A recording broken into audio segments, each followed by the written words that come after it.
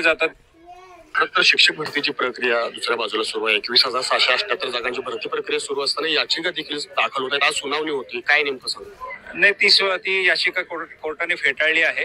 काल सुद्धा 3 याचिका कोर्टाने फेटाळल्या आणि आजची जी याचिका होती ती सुद्धा कोर्टाने फेटाळलेली आहे। उलट कोर्टाने काही चांगले ऑब्झर्वेशन सुद्धा त्यामध्ये केलेले आहेत। त्यामुळे जे प्रशासन काम करते, शासन काम करते ते कायद्यानुसार अतिशय बिनचूक आहे।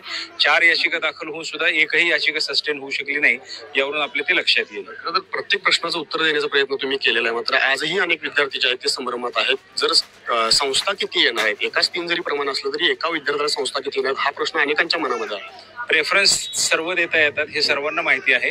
माझी सर्व विद्यार्थ्यांना, अभियोग्यता धारकांना विनंती ही आहे की त्यांनी इकडे तिकडे विचारत बसण्यापेक्षा आम्ही पवित्र पोर्टल सुरू ज्या दिवशी झालं तेव्हा 4 पानाचं एक अतिशय विस्तृत सूचनापत्र दिलंय आणि ज्या प्रकारचे प्रश्न मला विचारले जातात व्यक्तिगत व्हॉट्सअप करून किंवा आमच्या अधिकाऱ्यांना, त्यावरून हे स्पष्ट होतं की त्यांनी ते परिपत्रक वाचलेलं नाही। त्या परिपत्रकात ज्यांचा खुलासा आहे तेही ते प्रश्न विचारतात। तेव्हा पहिली तर सूचना ही आहे की पवित्र पोर्टलवरच्या सूचना नीट वाचा, आपल्या मित्रमंडळींना आधी चौकशी करा की काय त्यांनी केलेलं आहे आणि अगदी कठीण टाईपचे जर प्रश्न असतील, क्लिष्ट असतील तेवढेच प्रशासनाकडे द्या। आम्ही जो ईमेल ॲड्रेस तयार केलाय त्यावरती हजारो ईमेल रोज यायला लागल्या। कोणीतरी एक ईमेल बनवतं आणि सर्वांना सांगतं की सगळे पाठवून द्या। मला माझ्या मेसेजकडे सुद्धा असं एकच मेसेज 500 नंबरवरून येतो। असं करून महत्त्वाचे मेसेजला उत्तर न देण्याची सिच्युएशन आपणच निर्माण करतोय। तर ते कुठेतरी थांबलं पाहिजे। आता आपण निश्चितपणे पुढे जाणार आहोत आणि भरती वेळेत पूर्ण करू। एकाच 3 संस्थांचं प्रमाण आहे। संस्था एका जागेसाठी 3 कॅन्डिडेटला बोलवणार आहेत, पण मुलांना किती संस्था येणार आहेत?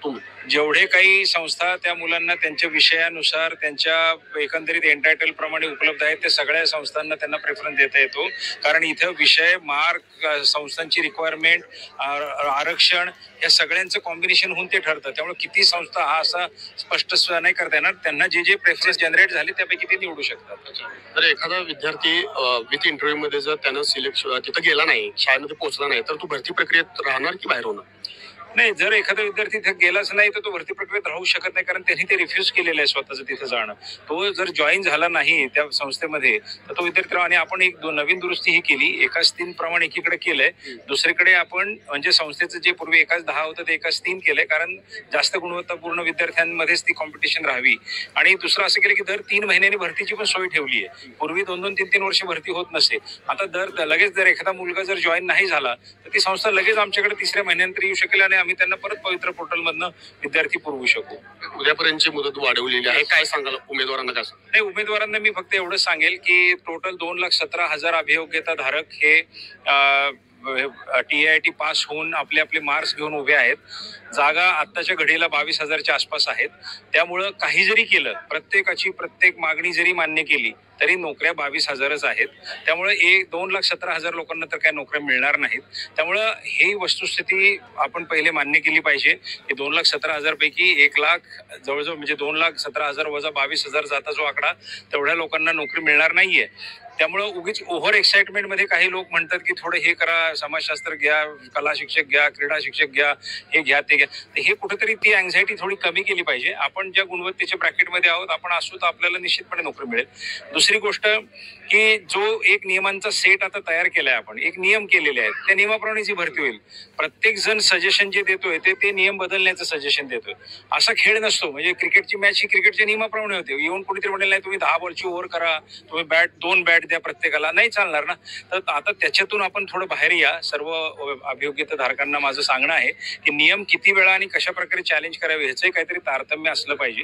तर जी व्यवस्था आहे ती अत्यंत निष्पक्षपातीपणे, 100% पारदर्शकपणे, व्यवस्थितपणे, चोखपणे आणि ठामपणे, कोणी किती दबाव आणला, ट्रोलिंग केलं, काही केलं, त्यांची काय अवस्था होती आपण आज बघितली। त्यामुळे आपण त्याच्या नादी लागू नये, त्यांनी काही फरक पडत नाही। ट्रोल मोठे माणसंच होत असतात, हे सर्वांना माहिती आहे। त्यामुळे त्यांनी काही त्या भानगडीत कोणी पडू नये। आपलं जे नियम आहेत ते बघावे, आपले व्यवस्थित काम करावे, सखोल। आता काही लोकांनी म्हणले आम्ही इंटरनेट कॅफेत गेलो आणि त्या कॅफेवाल्यांनी चूक केली। आपला अर्ज कॅफेवाल्यांनी का बरं भरला? आपण संभाव्य शिक्षक आहोत, आपला अर्ज आपल्याला भरता येत नाही? आपण किती वेळा दुसऱ्यांच्या नावावरती बोटं दाखवणार?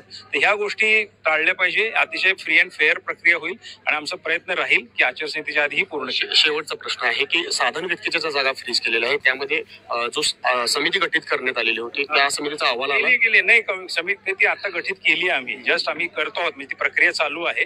ती प्रक्रिया लवकर पूर्ण करून त्याचं सेपरेटली होईल काम। ओके.